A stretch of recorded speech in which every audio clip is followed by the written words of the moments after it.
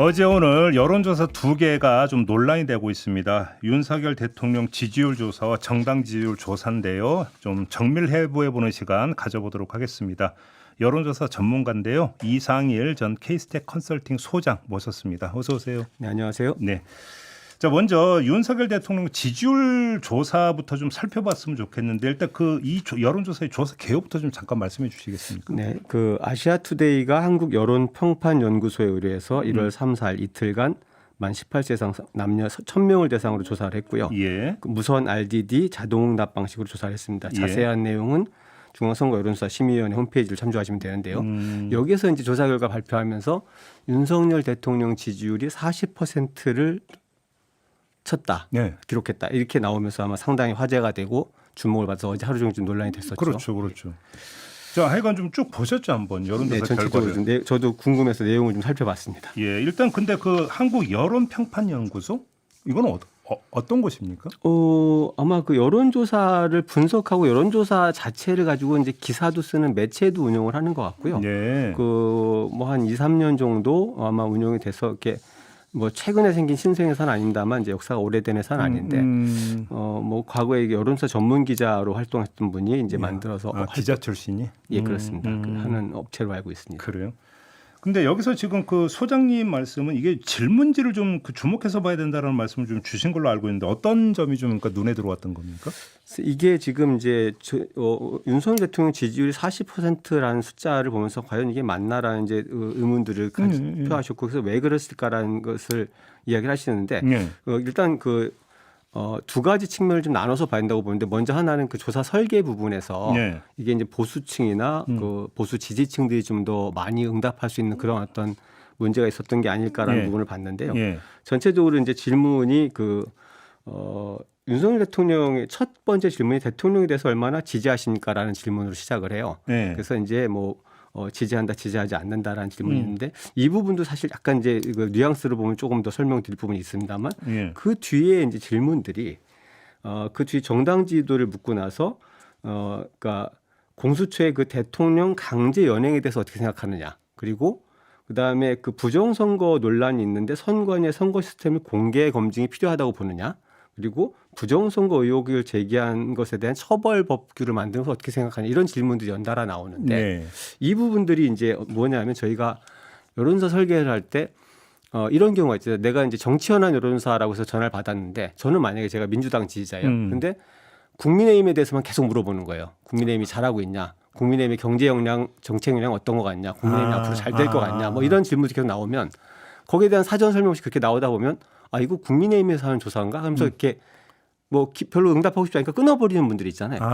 근데 그럴 수 있죠. 반대로 이제 국민의힘 지지자한테 민주당 이재명 대표에 대해서만 물을 때 마찬가지겠죠. 근데 그럴 수 있는데 이 질문들을 보면 사실은 이 부정선거 논란을 지금 많이 묻고 있고 그다음에 이 표현들이 예를 들어서 공수처의 영장의 논란이 있는데 현직 대통령을 강제 연행하는 것을 어떻게 생각하냐 이런 질문들의 문구나 구성들이 사실은 지금 이제 윤석열 대통령 측에서 내지는 보수 진영에서 주장하는 내용들을 중심으로 구성이 돼 있다 보니까 그렇죠. 이게 응답을 할 때 우리가 이제 응답률 계산할 때 같이 계산되는 분들 중에 중도 탈락이라는 게 있는데요. 전화를 받다가 받긴 받았는데 중간에 끊는 거예요. 그러면 최종 집계에는 포함이 되지 않습니다.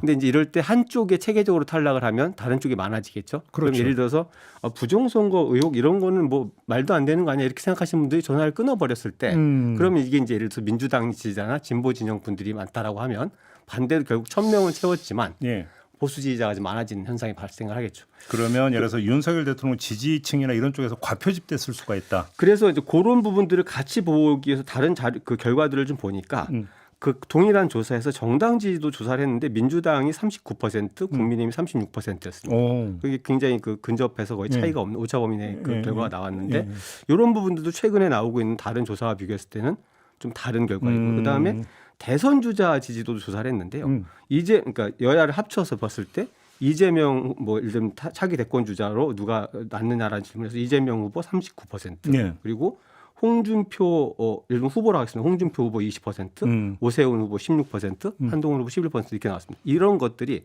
신년에 여론조사가 많이 나왔으니까 아마 지금 보신 분들이 많을 텐데 조금 다르죠. 다른 조사들하고. 왜냐하면 이재명 후보 대표에 대한 지지율이 아주 낮게 나온 건 아니지만 예. 보수 정당 국민의힘의 후보들 지지율이 세 분, 그러니까 홍준표, 오세훈, 한동훈 세 분이 합하면 47%거든요. 예. 근데 이게 이제 이렇게 보면은 이게 지금 전체적으로 이 한국 여론평판연구소 조사에서는 예를 들어서 이제 국민의힘 지지층이나 보수층이 좀 더 과표집됐을 가능성이 많다라고 이렇게 추정을 하게 되는 그렇게 해석을 하게 된 것 그러니까 같습니다. 이제 질문지 구성이 편향되어 있다라는 느낌을 줄 수 있고 그 느낌이 전달이 됨으로써 민주당 지지층이나 진보 성향 응답자가 중도에 그냥 끊어버릴 수가 있다. 그렇죠. 질문 하나하나를 보면은 질문이 의도적 아주 노골적으로 어떤 응답을 유도하거나 편향이라고 보이지 않는 부분이 있는데요. 예. 그 나름대로 질문 자체는 객관적인 어떤라고 볼 수 있는 부분들이 꽤 있지만 전체적인 구성의 느낌들이 그런 것들도 사실은 저희가 조사 설계를 할 때 상당히 이제 예민할 수 있기 때문에 네. 조심하는 부분이거든요. 예를 들어서 만약에 우리가 이제 흐름상 민주당 관련된 질문을 연속적으로 3개를 해야 된다라고 하면은 응답자한테 안내를 합니다. 민주당 관련된 질문을 먼저 드리고 예. 이후에 국민의힘에 대한 질문을 드리겠습니다. 이렇게 한다고. 사전에 또 왜냐하면 그렇게 해야지만 중간에 음. 왜 한쪽 질문하냐 이런 항의라든지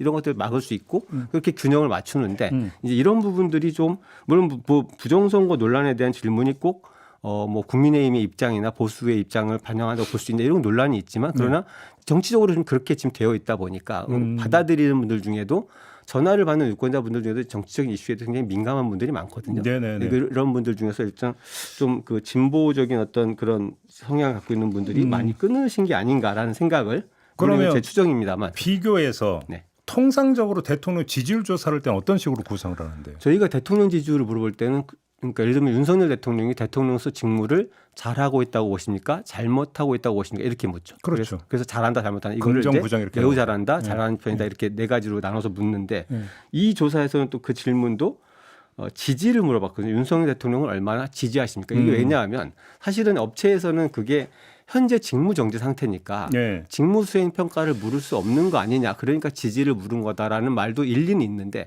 만약에 그게 좀 더 자연스럽게 질문이 되려면 사실 정치적인 지지라는 거는 반대하고 같이 있는 거잖아요. 그렇죠. 윤석열 대통령을 정치적으로 지지하십니까? 반대하십니까?라고 묻거나 예. 적어도 지지하십니까? 지지하지 않으십니까? 이렇게 좀 편안하게 물어갔어야 된다고 네, 보여지는데 네. 이런 것들 자체가 조금 설계에서 약간 물론 이제 이게 시간을 단축하고 질문을 짧게 하려는 그런 의도였겠지만 예. 받아들이시는 분들한테는 조금 불편할 수 있었겠다는 생각이 듭니다. 알겠습니다.